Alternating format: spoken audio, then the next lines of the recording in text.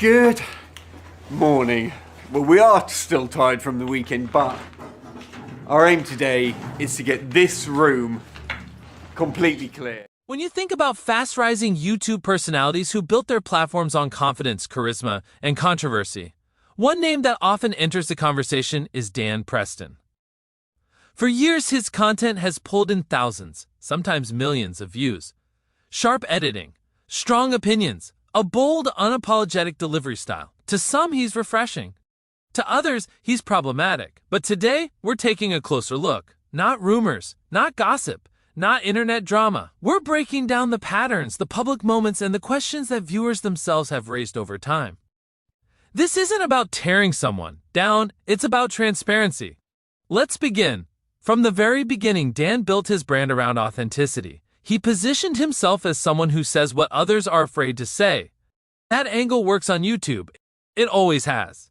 Audiences are drawn to confidence. They gravitate toward creators who appear fearless.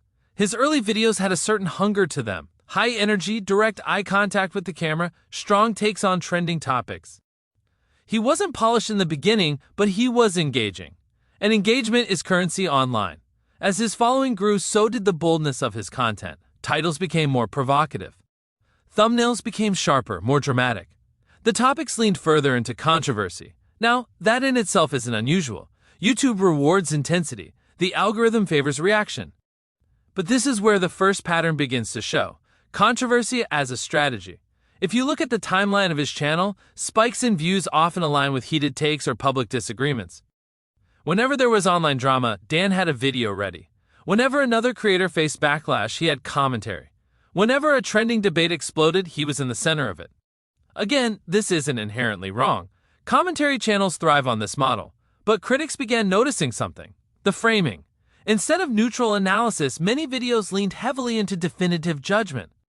Language like, "This proves," "They've been lying."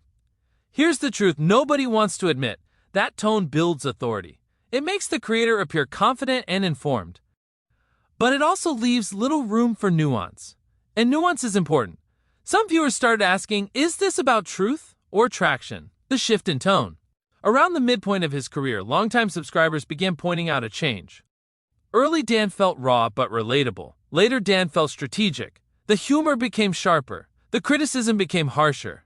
The editing became faster and more dramatic. There's nothing wrong with evolution. Creators grow, styles change. But critics argued that the shift felt less like growth and more like optimization, an adaptation to what drives the most clicks. And that raises a bigger question: when does authenticity become performance? The community response. If you scroll through comment sections across different periods of his channel, you can see a divide forming. One side praises him. Finally, someone who says it like it is. "We need more creators like this. You're the only honest one." The other side pushes back. "This feels exaggerated. You're stirring things up. This isn't the full story." Polarization can be powerful. In fact, online it's often profitable. The stronger the emotional reaction, the higher the engagement. But polarization also builds tension, and tension eventually leads to scrutiny. Handling criticism. One major moment that fueled discussion wasn't about a specific video. It was about how Dan responded to criticism. Instead of ignoring detractors, he often addressed them directly. Sometimes in full response videos, sometimes through sarcastic remarks, sometimes by doubling down. Supporters viewed this as confidence. Critics viewed it as defensiveness. There's a difference between standing by your perspective and escalating a situation, and that line can blur quickly on a public platform. Over time, some viewers felt that accountability conversations were being reframed as attacks. That nuance again, missing. But here's where it gets complicated.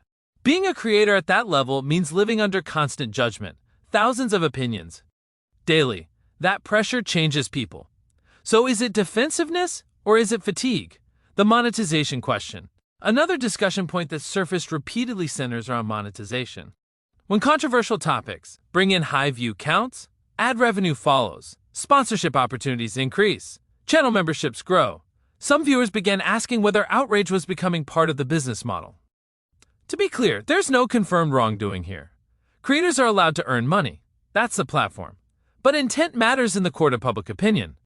Are topics chosen because they matter or because they perform? Only the creator truly knows that answer. Editing, framing, and narrative control. One element that stands out in many of Dan's more debated uploads is editing style. Clips are often cut tightly, reactions are emphasized, music cues amplify tension, pauses are dramatic. This isn't accidental, it's storytelling. But storytelling shapes perception. When you isolate a sentence from a longer conversation, it can change meaning. When you overlay intense music, it influences emotional response. When you cut between facial reactions and statements, it frames judgment. Media literacy becomes important here. The question isn't whether Dan edits his videos. All creators do. The question is whether the framing always presents full context. And that's where some viewers remain skeptical. The exposed culture. Ironically, Dan himself has used the word exposed in thumbnails and titles before. It's a powerful word. It suggests hidden truth. It implies revelation. But exposure content online often operates in gray areas. It walks a line between investigation and interpretation. Now the spotlight has shifted. Some viewers are asking whether the exposer deserves examination too. That's the natural cycle of influence online. The bigger your platform becomes, the more accountability conversations follow. The impact on audience. One of the most important aspects of this discussion isn't about Dan at all. It's about viewers. Content that leans heavily into outrage can shape perception. It can normalize hostility. It can frame complex issues as simple good versus bad narratives. For younger audiences especially, strong commentary delivered confidently can feel like fact. And that's where responsibility comes into play. Influence isn't just about numbers, it's about impact. Growth or plateau. Recently, analytics observers have pointed out fluctuations in engagement. Some videos perform extremely well, others underperform compared to previous peaks. That's normal for YouTube, but it also raises strategic questions. Does doubling down on controversy continue to work long-term? Or does the audience eventually crave balance? Sustainability on YouTube isn't just about growth, it's about trust. And trust is fragile, the bigger picture. Let's zoom out for a moment. Dan Preston is not the first creator to face scrutiny. He won't be the last. The platform rewards intensity. The algorithm favors emotional reactions. Creators adapt to survive. In many ways, he represents a broader shift in online culture, where boldness outpaces nuance and speed outpaces reflection. The real issue may not be one individual creator. It may be the system itself. So what's the truth? There's no dramatic hidden file. No secret scandal revealed here. No criminal allegations. What exists instead are patterns, perceptions, and public reactions.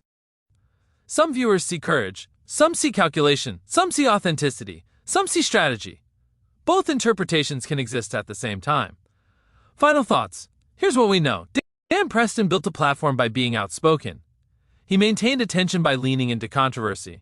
He responds to criticism directly. He understands the mechanics of engagement. None of those things are crimes, but they are worth examining, because influence deserves reflection. And as audiences, we have power too. We choose what to watch. We choose what to amplify. We choose what narratives gain traction. At the end of the day, the most important takeaway isn't whether Dan Preston is exposed, it's whether we as viewers are paying attention critically. Online personalities are not just entertainers, they're architects of perspective.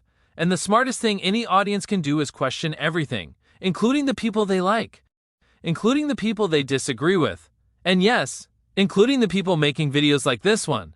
Because real awareness doesn't come from outrage, it comes from thinking for yourself. That's the end of the video. Tell me what do you think about Dan Preston in the comment. Thanks, see you on the next one.